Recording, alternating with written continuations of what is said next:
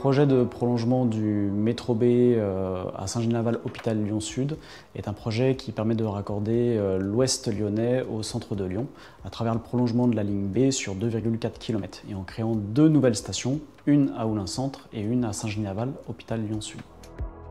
L'arrivée du BIM sur le projet était à l'initiative d'Egis. C'était une volonté de notre part pour entreprendre une démarche plus collaborative et plus innovante dans la conception des ouvrages du prolongement. Maquette BIM, c'est un objet 3D qui représente l'ouvrage qu'on va construire et qui permet vraiment à tout le monde de voir la conception et de voir l'objet qui va être réalisé. La mise à disposition d'une plateforme de collaboration et d'échange telle que BIMsync, c'est indispensable. Parce que ça permet de vraiment tous pouvoir collaborer sur les maquettes. Et en plus, l'outil était super parce qu'il était fluide, simple et facile à utiliser. C'est accessible sur Internet directement par son navigateur. C'est vrai que c'est plus qu'un outil, c'est vraiment une nouvelle façon de travailler où tous les intervenants voient en direct le projet évoluer et c'est vraiment une autre façon de communiquer. On a vu que sur le quotidien du chantier, en lien avec le travail du maître d'œuvre et les entreprises, et vraiment un portage de la part de tous les acteurs du chantier, que ce soit une petite entreprise ou une grosse majeure du BTP, ça a bien fonctionné.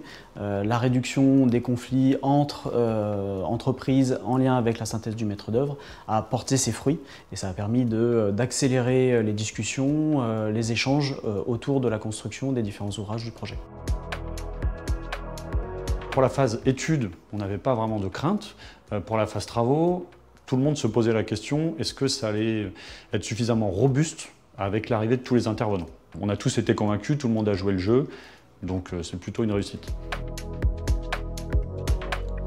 Voilà, j'espère que cette vidéo vous a plu. Nous sommes très fiers d'avoir réussi à stimuler l'ensemble des acteurs autour des maquettes numériques. Notre ambition est aujourd'hui de dupliquer cette démarche en l'améliorant progressivement et en fédérant peu à peu l'ensemble des acteurs des infrastructures et des équipements. Et on sent bien qu'ils sont intéressés.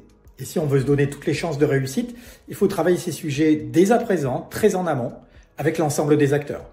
Et c'est ça qui nous passionne.